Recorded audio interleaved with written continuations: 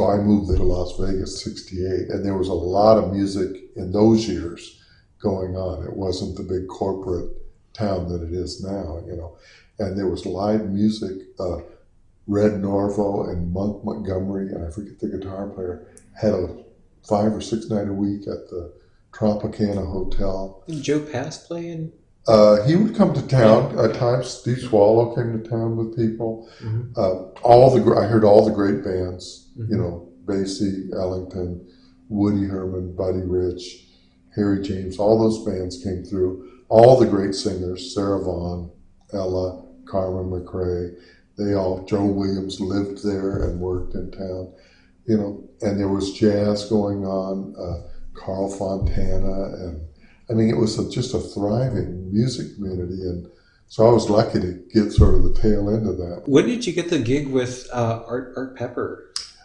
Okay, Art Pepper came about because when I moved to Vegas, I had been there, maybe 4 or 5 months. I got on a show band gig with a small big band, like maybe a 10-piece big band, not a full 15, 16, 17 piece. And it had 2 trumpet players. The trumpet players were Bobby Shue and Chuck Finley, 2 of the great players. And then I later roomed with Chuck Finley. We had a house together. And they had both already played on the Buddy Rich band.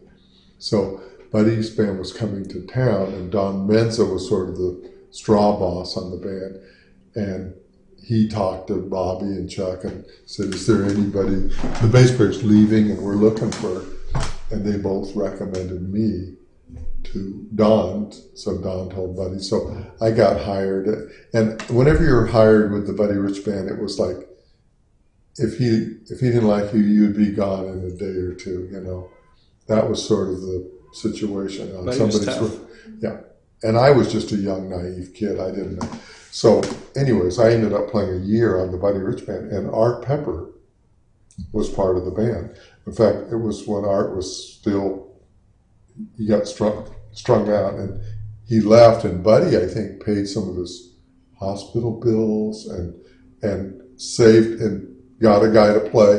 And when Art got out and was healthy, Buddy brought him back. And Buddy had a certain respect for some of the senior music. I heard when Papa Joe Jones was sick, he helped pay his hospital bills. He did you only hear this horrible stuff about him, but there was a side of him that I just have a love to this day. He also yelled and screamed at me, deservedly. But I also have a side that there was a side of him that was just real, loving and kind, and he adored his daughter.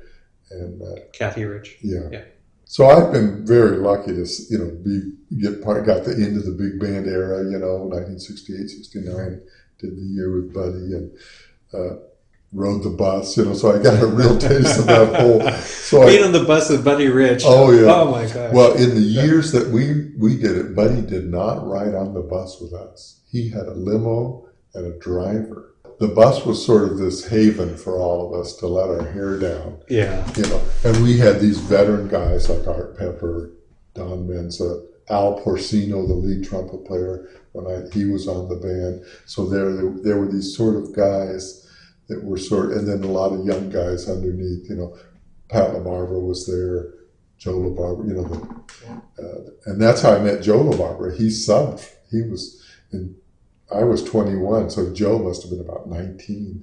He subbed when Buddy got sick and played because Pat, Buddy knew him through Pat. And so we've had this friendship from way back 1968, 69. What was Buddy like privately? I mean, we see him with Johnny Carson. Yeah. And you see him just killing it on stage. You hear those tapes where he...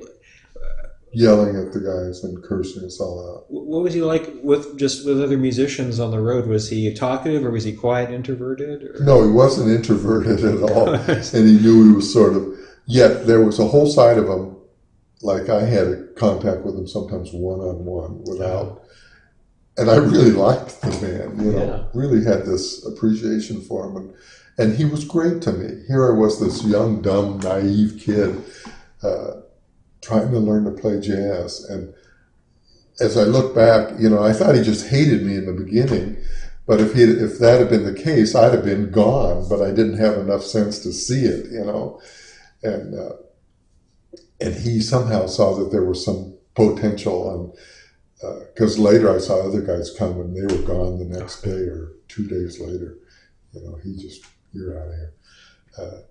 So I ended up playing a year, and after about 2 months, I actually went in and gave notice. I was so distraught and practically in tears, and thought, I'll never be able to play jazz, and Buddy hates me, and why did, and he came up and put his arm around my shoulder. I went and said, Buddy, I'm giving notice, I'm not cutting it, I'm not making the band. And I was, 6 feet tall then as a kid, and he was always a shorter man, and put his arm, I got out of his chair, put his arm, said, that's okay, kid. He said, anytime you want to work with my band, you call. And I was just like, I thought he would cheer, oh good, I'm leaving.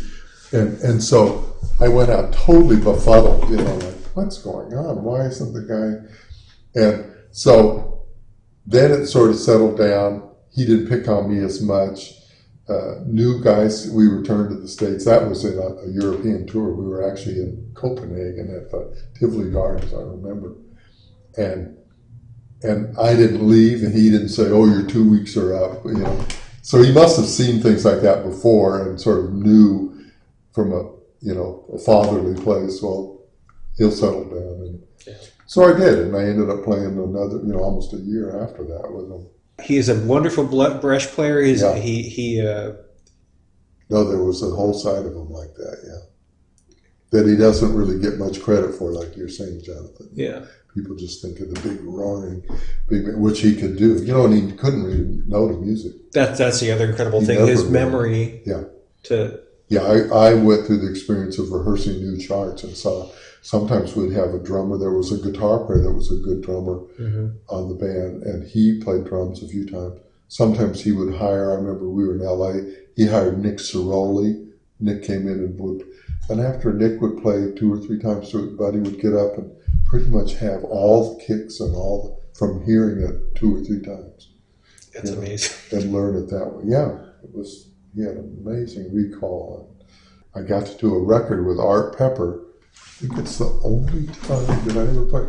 Russ Freeman, the piano, right? Semi-retired, and he did this record. It was Art's record. Me, Russ, Art, and Among Friends. Among Friends. Yeah, it's since been released in CD.